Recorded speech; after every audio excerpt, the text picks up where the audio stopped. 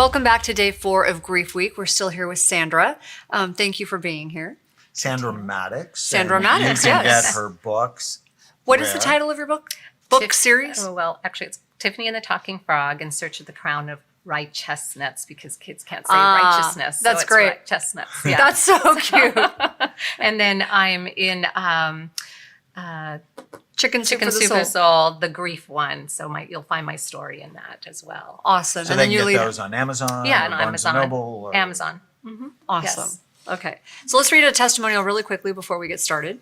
This is rocked my life. As someone who's been through 7 concussions, 5 from college cheer, 1 from a kiddo punching. I'm thinking Aikido, like martial arts. It's just my natural. 1 from a kiddo punching me, 1 from car accident, and has tried everything under the sun to feel better, and most of all, to be understood. I was so relieved when my mom recorded Dr. Amen's PBS message for me one evening. I immediately became hooked on his methods and have been absolutely blown away by his abilities to revamp the brain in the most natural and holistic way. Standard medicine isn't always getting it right anymore, and to find a program like Dr. Amen's has been life-changing. And I've been reading his book and listening to his podcast due to low funds from Medical Bill Nation, but cannot wait to order the rest of the master kit and cookbook. Both as a speech-language pathologist and a brain injury survivor, I highly recommend his program and his podcast. It's awesome. This is Liz White, SLP. Thank you. That's why we do what we do. It is. So that is our purpose. When we finished last time, one of my favorite parts about the Grief Recovery Handbook was they talk about, so when should you start recovering from grief? And they gave the analogy, if you broke your leg, when would you start recovering from the broken Yeah. Immediately. And I've heard so many people say, well, I want to wait a couple months until I'm in a better frame of mind. I don't really sort of get that. What is the rationale? Is people think they should suffer. And with grief, especially the kind of grief we've been talking about, you're going to suffer. Yes. Right? Yes. But you can make it worse or you can make it better. But if you're going to suffer, why not suffer along with someone who can help you? Right. And so one of the first things Ron and I did was we made a decision to go to therapy together. Oh, interesting. So we found a therapist, like a grief specialist? Yes, a pastor at our church that had lost a child himself, and he dealt with some of those things. And so That was a great idea. we went to see him because as in marriage, the percentage of divorce with a couple who has lost a child is like 90%.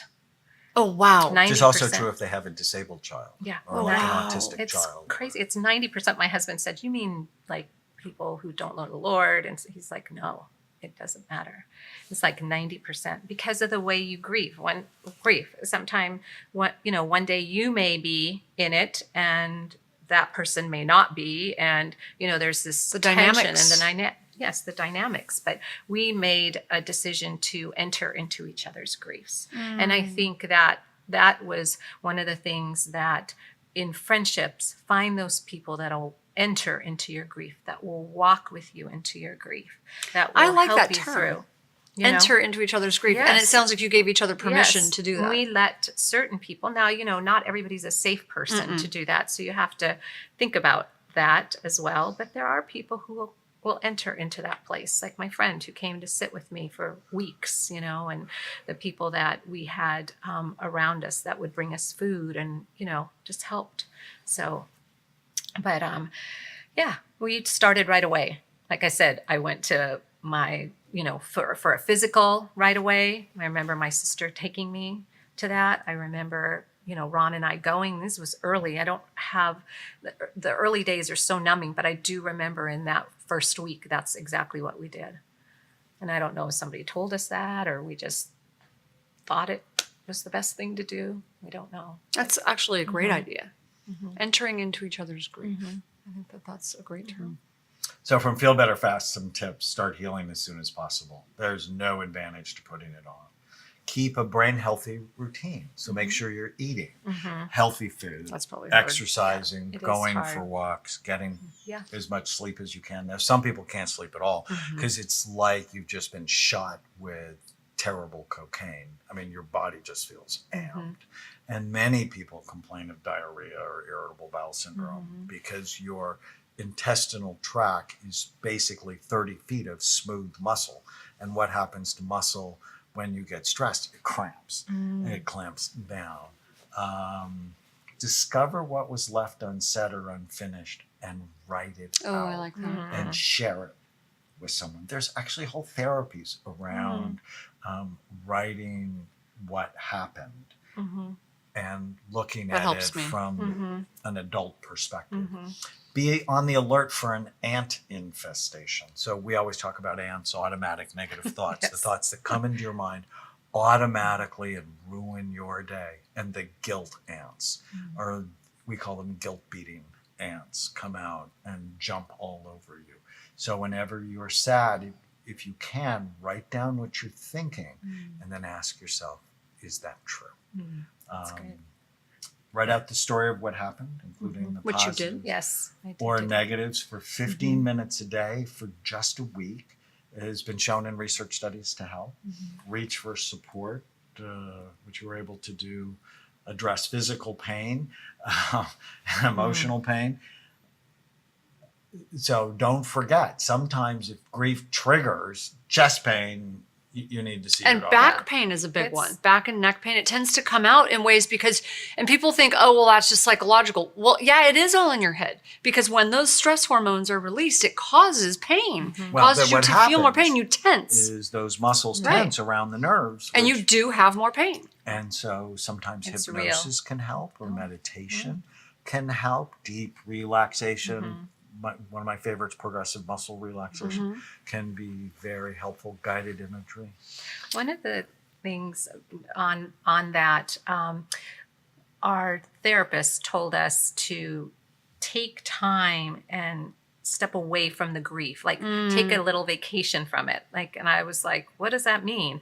Well, what he meant was, if we like to do golf together, go and do golf so that you can forget. It's going to come back. He says it's going to be there when you But get are back. you willing to sort of set it aside Yes, for a few exactly. minutes? He would tell us to set it aside, go do something like go play like golf, or even go like take a day trip somewhere just to kind of not think about that, see the outside world So he's not differently. telling you get over it. No, He's no. just telling you take a little Take vacation. a little vacation from the grief. And we always, like he said, take That's a break from the interesting. grief. And we were like, what does that mean? And so he explained that it was just like, go take a day and go get a massage. Or he said, when you come back, it's going to be there. It's not to take you away from it. It's just to give you a little break. Little breather. Little breather. I so like I that. thought that was That's really actually great. interesting that he said that. And we put that into a routine for us that, we knew it was going to come back. And we knew we could, the things we could do. And I love that. so, yeah, That's actually awesome. it was one of the things we did. Whenever you get triggered by an anniversary, birthday, holiday, place, song, smell, let the emotions wash over you and try to be grateful for the memories you do have. And that's what I like about you. Just rather than waiting for it to happen, you sort of embrace it and bring it.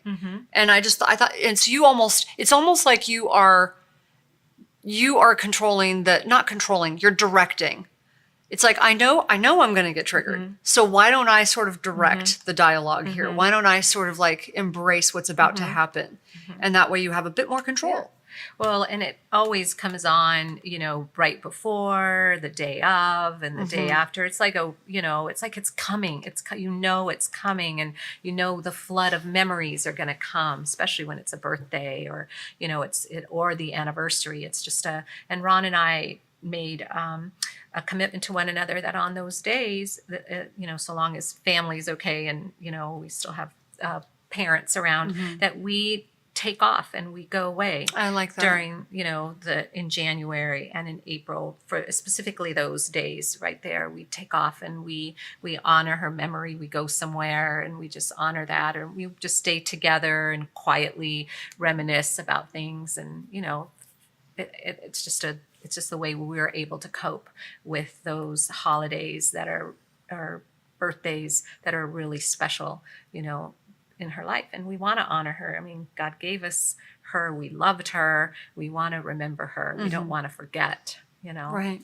I Well, love and that. you've honored her in just one of the most beautiful ways you can honor someone, is you've changed people's lives because of her, Right. right? And your relationship with her. And I have one thing that I want to ask you about that is, what did anyone ever say anything that really helped you sort of step up a little bit? That helped you sort of like, I know you had friends that came and they sat with you. Was there ever a point where they sort of pushed you or nudged you just a tad, or is it best to just sit? Well, starting the moms group was Yeah. one that Was clearly one. did Yes. that. But in the grief where they were sitting with you, was there a point where they sort of like, No, my the friend that I told you that would come every Tuesday, she did push me one day and say, maybe we should cook dinner. Maybe you should cook dinner for Ron tonight, or she kind of. okay, so those little things. Little, like but did that. she feel it out, or did she just? I think she felt it out. Okay. And I don't think I did it. I don't remember the first time I did it. I think, I'm like, First time was like, no. Well, First and time when was you're like, married, it's, one of the reasons for divorce is people go so far inside themselves that they Yes. actually sort of forget, like Chris, that she had a partner. yes. And It's easy to do. that partner can get really lonely and because they have their own grief and can go away. Yes. So it's like you said, it's a vulnerable time. We have to stop, but I want to read this quote from one of my favorite quotes from Elizabeth Kubler-Ross, who's a psychiatrist. Her specialty was death and dying. Oh. And when I was a senior at Vanguard, where I went to college, I took a death and dying Yeah, me class, too. and it helped At so Loma Linda. much. Really? And she writes, it is the denial of death that is partially responsible for people living empty, purposeless lives. For when you live as if you and your loved ones will live forever, it becomes too easy to postpone the things you know that you must do. What you said. Ask yourself constantly, does this worry, does this problem, does this moment have eternal value? That's one of my favorite questions on the planet. Does this have eternal value? Because if it doesn't, is it worth me worrying about? It's what you said. It's essentially what you said earlier, is you become more acutely aware of the things that are Yes. important. Right. So they can find your story in Chicken Soup for the Soul, the book on grief. Yes. And I think it's called Grief Recovery or also something like that. the children's, it's a book or a series? It's just a book. It's a book. It's a book with a series coming down the road. Awesome. And say the name of the book It's again. called Tiffany and the Talking Frog in Search of the Crown of Rye Chestnuts. I love that. And it's about Sandra a little girl having a Maddox, pity party. and you can get those on Amazon. Do you have a website, or people know when You you're know, going to speak? I have a blog, and it's called theartofdomesticity.com, and you can go on that and find The a lot Art of of domesticity. okay, now I get it. The Art of Domesticity. I love that. Thank you so much. Thank you. So much Thank fun. you. If you're enjoying the Brain Warriors Way podcast, please don't forget to subscribe so you'll always know when there's a new episode. And while you're at it, feel free to give us a review or 5-star rating, as that helps others find the podcast.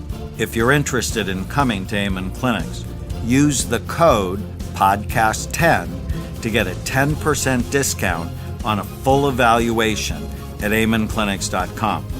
For more information, give us a call at 855-978-1363.